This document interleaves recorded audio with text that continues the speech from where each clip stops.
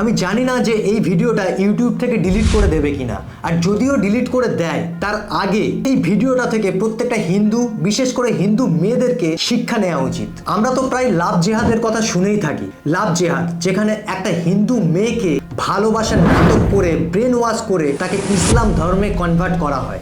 কোনো কোনো ক্ষেত্রে তার সাথে বিয়ে করে তাকে ধর্ম পরিবর্তন করানো হয়। এটা খুব কমন ব্যাপার। কিন্তু যখন একটা লাভ জেহাদের সাথে অনেকগুলো জেহাদি গোষ্ঠী জড়িত থাকে এবং টিসিএস এর মতো এত বড় কোম্পানির লিডাররা জড়িত থাকে, যারা প্রত্যেকে ইসলাম ধর্মে, যারা কোম্পানির হায়ার পোস্টে কাজ করে, কোম্পানির মধ্যে কি কাজ হচ্ছে বা কোম্পানির কি উন্নতি হচ্ছে সেটা দেখা তাদের কাজ নয়। তাদের শুধুমাত্র একটাই লক্ষ্য, হিন্দু মেয়েদেরকে টার্গেট করে তাদের ব্রেন ওয়াশ করে তাদের ধর্ম পরিবর্তন করানো। যেসব হিন্দু মেয়েরা সবে সবে টিসিএস এ যোগ দিয়েছে, যারা একেবারে ফ্রেশার্স, অথবা যার বিবাহিত জীবনে প্রবলেম চলছে, অথবা যে একটু গরিব ব্যাকগ্রাউন্ড থেকে আসে, এই রকম হিন্দু মেয়েদেরকে টার্গেট করা, তাদের ব্রেন ওয়াশ করা, তাদেরকে বোঝানো ইসলাম হিন্দু ধর্মের চেয়ে বেটার, তাদের মাথায় হিন্দু ধর্ম এবং হিন্দু ধর্মের দেবদেবীদের নিয়ে নোংরা নোংরা কথা ঢোকানো এবং তাদেরকে জব ছাড়িয়ে দেওয়ার ভয় দেখিয়ে সেক্সুয়ালি হ্যারাস করা, জোর করে শারীরিক সম্বন্ধ বানানো, আবার কোনো কোনো ক্ষেত্রে ভালোবাসার নাটক করে বিবাহের প্রতিশ্রুতি দিয়ে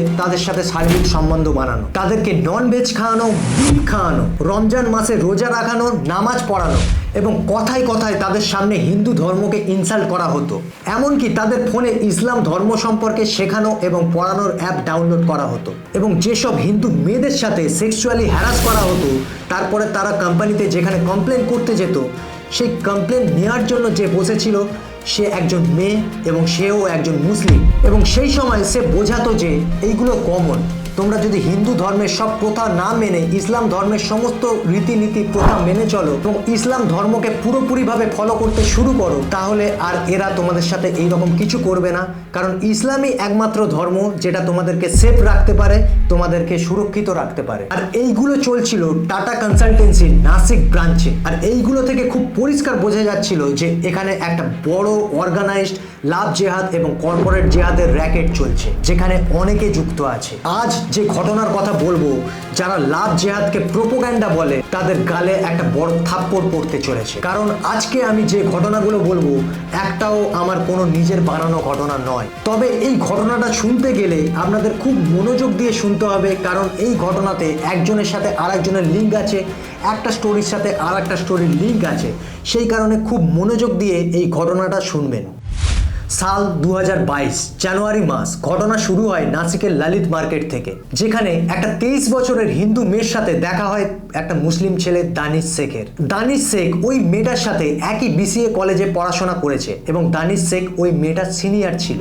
আর সেই কারণে তাদের মধ্যে বেশ ভালো গল্প শুরু হয়। কথায় কথায় দানিশ শেখ জানায় যে টিসিএস নাসিকের বিপিওতে সে কাজ করে, এবং মেয়েটাও জানায় যে তার বিসিএ ডিগ্রি আর কয়েকদিনের মধ্যে কমপ্লিট হতে চলেছে। এবং তারপরে দানিশ শেখ জানায় যে তোমার বিসিএ ডিগ্রি কমপ্লিট হয়ে যাওয়ার পরে, তোমার কলেজ পাস আউট হওয়ার পরে আমি তোমাকে টিসিএস এর জব দেওয়ার জন্য হেল্প করতে পারি। সবে সবে যারা পাস আউট করেছে, যে কোনো ফ্রেশার্সের ক্ষেত্রে এটা খুব বড় অপরচুনিটি। তার কারণ কোনো রকম স্ট্রাগল ছাড়া সরাসরি টিসিএস এর মতো এত বড় কোম্পানিতে জব পাওয়াটা খুব সৌভাগ্যের ব্যাপার। তারপরে কিছুদিন পরে ওই হিন্দু মেয়েটা বিসিএ ডিগ্রি কমপ্লিট করে এবং তারপরে সে দানিশ শেখের সাথে যোগাযোগ করে এবং দানিশ শেখ তাকে হেল্প করে, তার নাম সাজেস্ট করে এবং তারপরে তার ইন্টারভিউ হয়। ইন্টারভিউয়ের মাধ্যমে সে সিলেক্ট হয় টিসিএস নাসিকের বিপিও ইউনিটে অ্যাসোসিয়েট হিসেবে। আর তারপরে সেই মেয়েটা খুব উৎসাহের সাথে অফিস যেতে শুরু করে এবং যেহেতু দানিশ তাকে এই জব পাওয়াতে হেল্প করেছিল, সেই কারণে দানিশের সাথে বন্ধুত্ব আরো ঘনিষ্ঠ হয়। তারা দুজনে আড্ডা মারতে শুরু করে, ক্যান্টিনে একসাথে খাবার খেতে শুরু করে এবং ধীরে ধীরে এটা রুটিনে পরিণত হয়ে যায়। এমনকি কখনো কখনো অফিসের বাইরেও তারা আড্ডা মারত। তারপরে দানিশ ওই হিন্দু মেয়েটাকে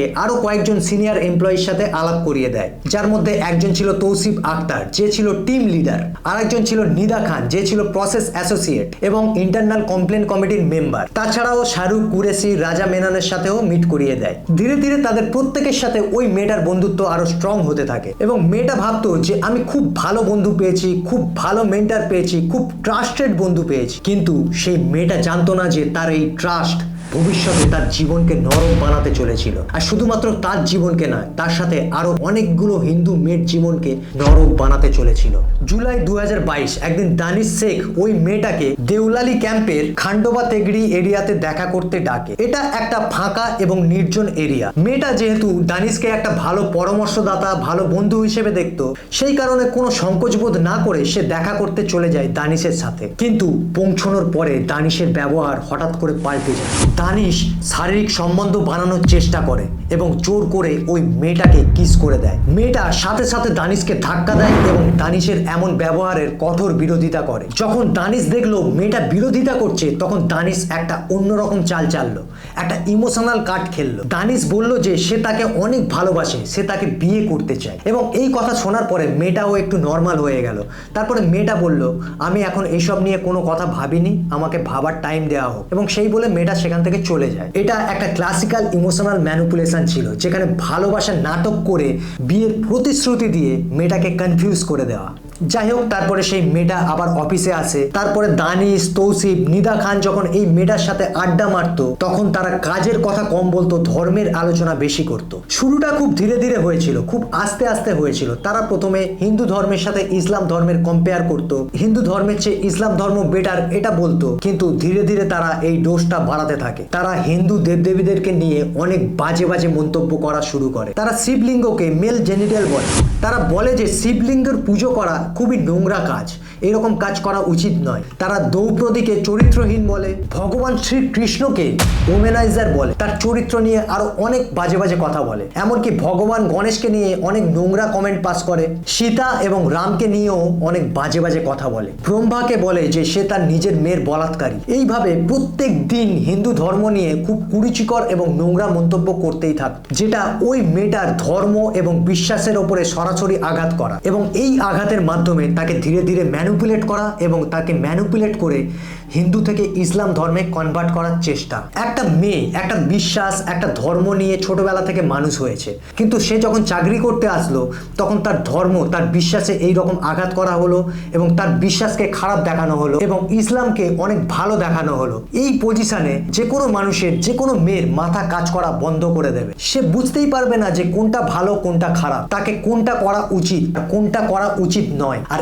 এমন সিচুয়েশনের ফায়দা উঠিয়ে ভালোবাসার নাটক দেখিয়ে দানিশ শেখ সেই মেয়েটাকে তিয়ামবাগ রোডের হোটেল আনন্দে নিয়ে গিয়ে লাগাতার শারীরিক সম্বন্ধ বানাতে শুরু করে। কিন্তু এবারে আরো একজনের এন্ট্রি নেওয়া বাকি ছিল। এই শারীরিক সম্পর্কের কথা দানিশ শেখ তৌসিফ আক্তারকে জানায়। আর এই সম্পর্কের কথা জানতে পারার পরে তৌসিফ একটা ভয়ঙ্কর প্ল্যান বানায়। তৌসিফ ওই মেয়েটার কাছে গিয়ে বলে, তুমি যদি না আমার সাথে শারীরিক সম্পর্ক বানাও, তাহলে তোমার আর দানিশের মধ্যে যে শারীরিক সম্পর্ক হয় লাগাতার, সেই কথাটা আমি তোমার পরিবারে গিয়ে বলে দেব এবং সকলের কাছে বলে দেব। এইভাবে তৌসিফ লাগাতার প্রত্যেক দিন তাকে ব্ল্যাকমেল করতে শুরু করে এবং তৌসিফ ওই মেয়েটার বিভিন্ন জায়গাতে খুব বাজেভাবে টাচ করতে শুরু করে। আর ওই মেয়েটা একটা জঘন্য সিচুয়েশনের মধ্যে পড়ে যায়, তার মাথা কাজ করা বন্ধ করে দেয়, পুরো ফ্রাস্ট্রেটেড হয়ে যায়। আর এই পজিশনে এন্ট্রি নেয় নিদা খান। আর সেই সময় নিদা খান এসে তাকে বোঝাতে থাকে, তুমি এক কাজ করো, তুমি হিন্দু ধর্মকে ছেড়ে দিয়ে ইসলাম ধর্মে কনভার্ট হয়ে যাও, ইসলামের রীতিনীতি ফলো করো, তাহলে তোমার সাথে আর এইগুলো কোনো কিছু হবে না। আর সেই মতো সেই মেয়েটা ইসলাম ধর্ম পালন করতে শুরু করে, সে রোজা রাখতে শুরু করে, নামাজ পড়তে শুরু করে। তারপরে ফেব্রুয়ারি 2026-এ ওই হিন্দু মেয়েটার ফোনে ম্যারিন নামের একটা মুসলিম মেয়ের মেসেজ আসে। সেই মেসেজে লেখা ছিল দানিশ তার স্বামী হয় এবং সে দানিশের বউ এবং তাদের দুটো বাচ্চাও আছে। এবং এই কথাটা শোনার পরে মেয়েটার পায়ের মাটি সরে যায়। সে তাড়াতাড়ি করে দানিশের কাছে ছুটে যায় আর গিয়ে এই কথা দানিশকে জিজ্ঞাসা করে এবং দানিশ শেখ সম্পূর্ণ ঘটনাটাকে স্বীকার করে নেয় এবং সে জানায়, হ্যাঁ আমার বউ আছে, আমার দুটো বাচ্চা আছে, আর এতদিন ধরে আমি তোমাকে যে বিয়ের প্রতিশ্রুতি দিয়েছিলাম সেটা একদম ফেক, আমি এতদিন ধরে তোমার সাথে ভালোবাসার নাটক করেছিলাম। আর এইগুলো শোনার পরে মেয়েটা পুরোপুরি ভেঙে পড়ে। সে বুঝে যায় যে দানিশ শেখ তার সাথে এতদিন একটা বড় নোংরা গেম খেলছিল, তাকে শুধুমাত্র ধর্ম পরিবর্তন করানোর জন্য এই গেমটা খেলেছে। ফেব্রুয়ারি 2026 এদিকে একটা লোকাল পার্টির একজন ওয়ার্কার নাসিকের সিটি পুলিশ স্টেশনে পৌঁছয় এবং সেখানে গিয়ে বলে যে নাসিকের টিসিএস এর বিপিওতে কাজ করা একটা হিন্দু মেয়ের ব্রেন ওয়াশ করে তার ধর্ম পরিবর্তন করানোর চেষ্টা চলছে। এবং পুলিশ বুঝে যায় যে এই কেসটা বেশ সেন্সিটিভ এবং পুলিশ দেরি না করে তাড়াহুড়ো করে এই কেসে অ্যাকশন নেয়। পুলিশ প্রথমে ওই হিন্দু মেয়েটার ফ্যামিলির সাথে কন্ট্যাক্ট করে। ওই মেয়েটার বাবা মা পুলিশকে সম্পূর্ণ ঘটনা খুলে বলে, তার মেয়ের যে অদ্ভুত বিহেভিয়ার, তার মেয়ে যে ইসলাম ধর্ম যেভাবে ফলো করছে সেই সম্পূর্ণ ঘটনাটাকে খুলে বলে। সেই কারণে তার বাবা মা তার অফিস যাওয়াও বন্ধ করে দিয়েছে। আর এর ঠিক কয়েকদিন পরেই দানিশের বিয়ের খবর ওই মেয়েটাও জানতে পেরেছিল। পুলিশের কাছে একটা খুব বড় চ্যালেঞ্জ হয়ে উঠেছিল যে এটা জানা টিসিএস নাসিকে আসলে কি চলছে, আরো কজন ভিকটিম আছে। তারপরে 7 জন মহিলা পুলিশ নিয়ে একটা টিম বানানো হয়, যেখানে তাদেরকে এই ঘটনা সম্পর্কে সমস্ত কিছু বোঝানো হয়। তারপরে তাদেরকে সাফাই কর্মী হিসেবে টিসিএস নাসিকে ভর্তি করে দেওয়া হয়। সেখানে তাদের কাজ ছিল বিনা সন্দেহ তৈরি করে ওই ধর্মীয় র্যাকেটের সাথে যুক্ত প্রত্যেককে লক্ষ্য করা, প্রত্যেকে কার সাথে কি করছে সেটা জানা, এবং ওই মেয়েটা ছাড়াও আরো কতজন ভিকটিম আছে তাদেরকে চিহ্নিত করা। এবং তারা দেখতো যে দানিশ, তৌসিফ, রেজা মেনন, শাহরুখ কুরেশির মতো টিম লিডাররা মেয়েদের কাছে যায় এবং তাদেরকে অনেক নোংরা নোংরা কমেন্ট পাস করে, তাদের দেবদেবী এবং তাদের ধর্ম নিয়ে অনেক নোংরা নোংরা কমেন্ট পাস করে। এবং এই কেসের মাস্টার মাইন্ড নিদা খানও তাদেরকে ধর্ম পরিবর্তন করার কথা বোঝায়। আর এইগুলো তারা অফিস শেষ হয়ে যাওয়ার পরে তাদের সিনিয়র অফিসারের কাছে রিপোর্ট করতো। এইভাবে তারা 40 দিন ধরে একটা গোপন অপারেশন চালায় টিসিএস নাসিকের মধ্যে। আর এই অপারেশন চালিয়ে তারা খুব পরিষ্কার বুঝে গিয়েছিল যে একটা অর্গানাইজড ধর্ম পরিবর্তনের র্যাকেট চালানো হচ্ছে টিসিএস নাসিকের মধ্যে। কিন্তু সব প্রমাণ থাকলেও পুলিশ ডাইরেক্ট কোনো অ্যাকশন নিতে পারছিল না। পুলিশের দরকার ছিল এমন একজনের বয়ান যার সাথে এইরকম ঘটনা ঘটেছে, যাকে ধর্ম পরিবর্তন করানোর জন্য চাপ দেওয়া হয়েছে, সেক্সুয়ালি হ্যারাস করা হয়েছে, এমনকি শারীরিক সম্বন্ধ বানানো হয়েছে, এই রকম একজনকে। সেই মতো পুলিশ এমন কয়েকজনকে বেছে নেয় যাদের উপরে সবচেয়ে বেশি অত্যাচার করা হয়েছে, যারা সবচেয়ে বেশি ভীত সন্ত্রস্ত। মহিলা পুলিশ আধিকারিকরা অফিসের বাইরে একটা গোপন এবং সুরক্ষিত জায়গায় ওই মেয়েগুলোর সাথে মিট করে এবং তাদেরকে কাউন্সিলিং করে এবং তাদের মনোবল বাড়ায় এবং তাদেরকে আশ্বাস দেয় পুলিশ তাদের সাথে আছে এবং তাদের পরিবার এবং তাদের কেরিয়ারের কোনো ক্ষতি হতে দেবে না। 26 মার্চ 2026 ওই 23 বছরের প্রথম ভিকটিম অর্থাৎ দানিশ শেখ, যাকে বিয়ের প্রতিশ্রুতি দিয়ে লাগাতার তার সাথে শারীরিক সম্বন্ধ বানিয়েছে এবং তাকে ইসলাম ধর্ম পালন করতে বাধ্য করিয়েছে, সেই মহিলা দেবলালি পুলিশ স্টেশনে গিয়ে দানিশ শেখের বিরুদ্ধে এফআইআর করে। এই এফআইআরে দানিশ শেখের বিরুদ্ধে বিয়ের প্রতিশ্রুতি দিয়ে রেপ, তৌসিফের বিরুদ্ধে ব্ল্যাকমেল করে শারীরিক সম্বন্ধ বানানোর চেষ্টা এবং নিদা খানের বিরুদ্ধে ধর্মীয় বিশ্বাসে আঘাত করা এবং ধর্ম পরিবর্তন করানোর চেষ্টা, এই সেকশনগুলো লাগিয়ে এফআইআর করা হয়েছে। এবং 26 মার্চের প্রথম এফআইআর এর পরে 26 মার্চ থেকে 3 এপ্রিল পর্যন্ত লাগাতার ওই পুলিশ স্টেশনে 7 জন মহিলা এবং 1 জন ছেলে এসে এফআইআর করে। আর ওই এফআইআর অনুযায়ী টিসিএস নাসিকে ধর্ম পরিবর্তন করানোর একটা বিশাল বড় র্যাকেট চালানো হচ্ছিল, যেখানে দানিশ শেখ, তৌসিফ আক্তার এবং নিদা খান ছাড়াও রেজা মেমন, শাহরুখ কুরেশি, সাফি শেখ এবং আসিফ আনসারির মতো সিনিয়র লিডাররাও যুক্ত ছিল, যাদের টার্গেট হতো 18 থেকে 25 বছরের হিন্দু মেয়েরা, যারা একটু মানসিকভাবে দুর্বল অথবা গরিব ব্যাকগ্রাউন্ড থেকে আসছে, অথবা সদ্য ব্রেকআপ হয়েছে, অথবা যার বাচ্চা হচ্ছে না, অথবা যে ডিভোর্সি, এই রকম মেয়েরা তাদের টার্গেট হতো। এফআইআর অনুযায়ী মেয়েদেরকে কাজের নাম করে তাদেরকে ডেস্কে ডাকা হতো এবং তাদেরকে অনেক আপত্তিজনক, অনেক নোংরা নোংরা কথা বলা হতো। একটা এফআইআর অনুযায়ী শাহরুখ কুরেশি এবং রেজা মেনন মেয়েদের personal life, past relationship, sexual life নিয়ে অনেক নোংরা নোংরা প্রশ্ন করতো, এমনকি বডি শেমিংও করতো, এমনকি তাদের হিন্দু দেবদেবী নিয়ে অনেক নোংরা নোংরা কমেন্টও পাস করতো। গুড়ি বারবার দিনে 23 বছরের একটা মেয়ের শাড়ি ধরে রেজা মেনন টানে এবং তৌসিফ এবং আসিফ ওই মেয়েটাকে অনেক নোংরা কমেন্ট পাস করে, হিন্দু দেবদেবীদের নিয়ে অনেক বাজে বাজে কথা বলে, মজা ওড়ায়। অন্যদিকে সাফি শেখ মিটিংয়ের সময় মেয়েদের দিকে খুব নোংরাভাবে তাকাতো, মেয়েদের চেস্টের দিকে খুব বাজেভাবে নজর দিত। আসিফ আনসারি যে মেয়েদের বিভিন্ন জায়গাতে খুব বাজেভাবে টাচ করত এবং ধর্ম নিয়ে অনেক নোংরা নোংরা কমেন্ট পাস করত। সে বলতো যে তোমাদের ভগবান বিনা কাপড়ে থাকে, এমন ভগবানকে তোমরা কিভাবে মানো, আর তোমাদের ধর্মে কেউ বোরখা পরে না বলে তোমাদের রেপ হয়, এবং এর চেয়েও জঘন্য জঘন্য কথা বলতো সে। এগুলো থেকে একটা জিনিস খুব স্পষ্ট হয়, তারা জেনে বুঝে এই তাদের ধর্মীয় বিশ্বাসে আঘাত করত, যাতে তারা যে ধর্ম নিয়ে বড় হয়েছে সেই ধর্মের প্রতি তাদের বিশ্বাস উঠে যায় এবং তারা ধীরে ধীরে ইসলামে কনভার্ট হয়ে যায়, তারা ইসলাম ধর্মকে মানতে শুরু করে। এবং আরও একটা কমপ্লেন থেকে জানা যায় এই ধর্ম পরিবর্তনের র্যাকেটে তারা যে শুধুমাত্র মেয়েদেরকে টার্গেট করতো তা নয়, তারা ছেলেদেরকেও টার্গেট করতো। একজন পুরুষ কর্মচারী যে রামদাস স্বামীর ভক্ত ছিল, যে রুদ্রাক্ষের মালা পরে ঘুরে বেড়াতো, জেনে বুঝে সেই রকম একজনকে টার্গেট করা হয়। তৌসিফ এবং দানিশ দুজন মিলে তাকে এত কাজ দিয়ে দিত যে সে মানসিকভাবে ভেঙে পড়তো, আর এই মানসিক প্রেসারের ফায়দা উঠিয়ে তাকে নামাজ পড়াতো, কালমা পড়াতো এবং তাকে ইসলামিক টুপি মাথায় পড়তে বাধ্য করাতো। আর ওই পুরুষ কর্মচারীটা যেহেতু বহুদিন ধরে বাচ্চা হয়নি, সেই কারণে তৌসিফ শেখ ওই পুরুষ কর্মচারীটাকে বলেছিল, তোমার যদি না বাচ্চা হয় তুমি তোমার বউকে আমার কাছে পাঠিয়ে দাও, আমি তোমার বউয়ের বাচ্চা করে দেবো। আর এত নোংরা কথা শোনার পরে ওই পুরুষ কর্মচারীটা সহ্য করতে না পেরে কমপ্লেন করে দেয়। কিন্তু তৌসিফ যেহেতু টিম লিডার ছিল, সেই টিম লিডারের ফায়দা উঠিয়ে তৌসিফ উল্টে ওই পুরুষ কর্মচারীর বিরুদ্ধে হেড অফিসে কমপ্লেন করে। টিসিএস এর মতো এত বড় কোম্পানিতে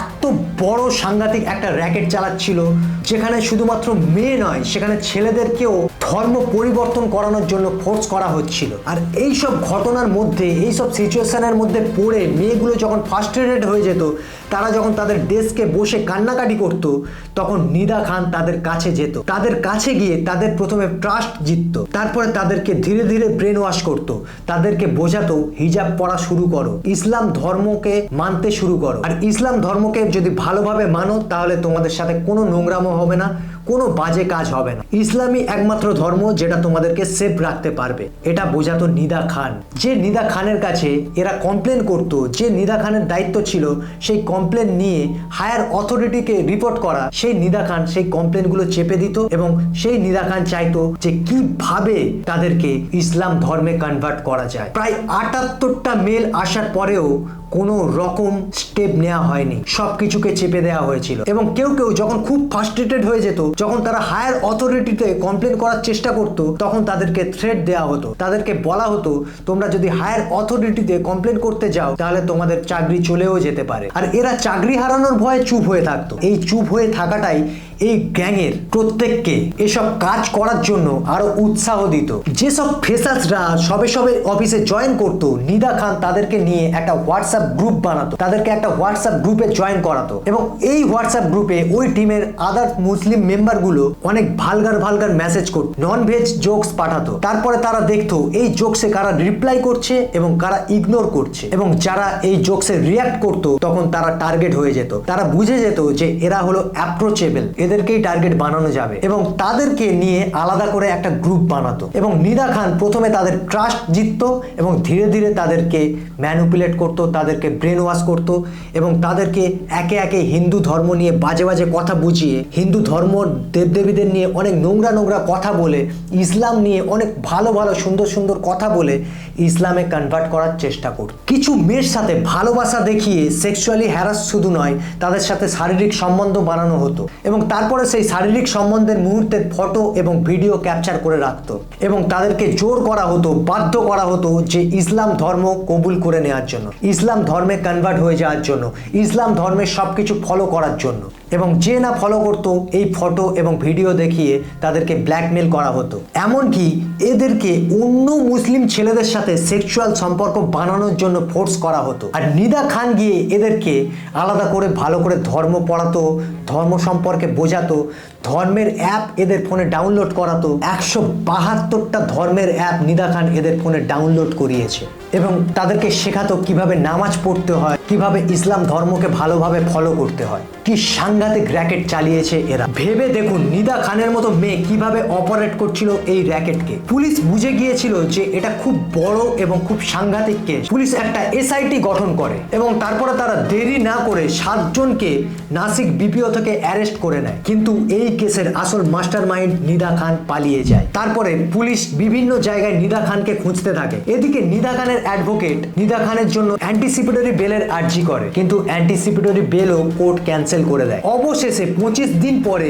পুলিশ জানতে পারে নিদা খান কোথায় লুকিয়ে আছে। মাতিন মাজিদ নামের একজনের ঘরে নিদা খানকে লুকিয়ে রাখা হয়েছিল। এই মাতিন মাজিদ এই AIMIM এর খুব বড় লিডার ইমতিয়াজ জালিলের খুব কাছের লোক, এবং ইমতিয়াজ জালিলও সম্ভবত একে লুকিয়ে রাখার জন্য হেল্প করেছিল। তার কারণ ইমতিয়াজ জালিল এই কথা বলেছে যে নিদা খানকে জোর করে ফাঁসানো হচ্ছে। নিদা খানের ঘর যদি কোনোভাবে বুলডোজার দিয়ে ভেঙে দেওয়া হয়, সেই ঘরকে আমরা আবার তৈরি করে দেবো, এবং শুধু তৈরি করে দেব না, সেই ঘরকে আমরা রাজপ্রাসাদ বানিয়ে দেবো। তার মানে এই র্যাকেটে শুধুমাত্র যে এরা যুক্ত তা নয়, এর পিছনে আরো বড় বড় অনেক হাত আছে, এটা খুব পরিষ্কার বোঝা যাচ্ছে। তবে নিদা খানকে গ্রেফতার করার পরে আরো ভয়ঙ্কর কিছু উঠে আসে যে নিদা খানের 136টা উগ্র এবং জঙ্গি সংগঠনের সাথে যোগাযোগ ছিল। এমনকি নিদা খান মালয়েশিয়ার এমন একজনের সাথে যুক্ত ছিল যে এই র্যাকেটকে চালাচ্ছিল এবং এই র্যাকেটে বহু টাকা ফান্ড করছিল। এমনকি নিদা খানের দিল্লি ব্লাস্টের অ্যাকিউজ যারা ছিল তাদের সাথেও সরাসরি যোগাযোগ ছিল। কত সাংঘাতিক এই নিদা খান, ভেবে দেখুন। এই নিদা খান পাকিস্তানের র্যাডিক্যাল এবং জঙ্গি সংগঠনগুলোর সাথে সরাসরি ভিডিও কলে কথা বলতো, তাদের সাথে কথোপকথনের মাধ্যমে বুঝতো হিন্দু মেয়েদেরকে কিভাবে ম্যানিপুলেট করা যায়, কিভাবে তাদেরকে কনভার্ট করা যায়, কিভাবে তাদেরকে সুন্দরভাবে ব্রেন ওয়াশ করতে হয়, এইগুলো শিখতো নিদা খান। এবং আরো অনেক সাংঘাতিক অ্যালিগেশন উঠে এসেছে এই নিদা খানের বিরুদ্ধে। এইগুলো থেকে পরিষ্কার বোঝা যায় যে সবচেয়ে বড় মাস্টারমাইন্ড ছিল নিদা খান। আর এই ঘটনার পরে কেউ যদি বলে লাভ জেহাদ বলে কিছু হয় না, কর্পোরেট জেহাদ বলে কিছু হয় না, ধর্ম পরিবর্তন করানো বলে কিচ্ছু হয় না, তাদের গালে একটা থাপ্পড় মারবেন। কিন্তু একটা কথা ভেবে দেখুন তো, প্রত্যেকবারে হিন্দু মেয়েদেরকে বেশি টার্গেট করা হয় কেন? তার কারণ হাফ নলেজ। আমরা আমাদের ধর্ম সম্পর্কে তেমন একটা নলেজ রাখি না, আর যদিও রাখি সেটা হাফ নলেজ। এমনকি আমাদের বাবা মারাও আমাদের ধর্ম সম্পর্কে সেইভাবে কোনো শিক্ষা দেয় না। আর সেই কারণে যখন অন্য ধর্মের কেউ এসে বলে যে তোমাদের ধর্মে এইটা ভুল আছে, এটা খারাপ আছে, আর আমাদের ধর্মে এটা ভালো আছে, এটা ভালো আছে, তখন মনে হয় যে আমাদের ধর্মটা হয়তো খুব একটা ভালো নয়, এই ধর্মটা হয়তো বেশি ভালো। আর সেই কারণে তাদের মাইন্ড, তাদের ব্রেন ওয়াশ করতে খুব সুবিধা হয়। সেই কারণে আমাদের প্রত্যেককে জানা উচিত আমাদের ধর্ম সম্পর্কে প্রপার নলেজ রাখা উচিত। আর শুধুমাত্র আমাদের ধর্ম নয়, অন্য ধর্ম সম্পর্কেও প্রপার নলেজ রাখা উচিত, যাতে কেউ যদি কোনো ডিবেট করে, কোনো রকম তোমার ধর্মকে ছোট করার চেষ্টা করে, তুমি সেই ডিবেটে তাকেও বুঝিয়ে দিতে পারো যে আমার ধর্ম কেন বেটার এবং আমার ধর্ম কেন মানা উচিত, আর আমি আমার ধর্ম কেন মানবো। যাই হোক, আশা করি এই ভিডিও থেকে প্রত্যেকে কিছু না কিছু শিক্ষা নিয়েছে। যাই হোক, যদি ভিডিওটা ভালো লেগে থাকে তাহলে চ্যানেলকে সাবস্ক্রাইব করে দাও এবং একটা লাইক করে কমেন্ট করে দাও যে এই ভিডিওটা তোমাদের কেমন লাগলো এবং এই ভিডিওটা থেকে তোমরা কি শিখলে, এবং ভবিষ্যতে আমার কি টপিকে ভিডিও বানানো উচিত এবং কি নিয়ে ভিডিও তোমরা দেখতে চাও সেটাও কমেন্ট করে জানাতে পারো।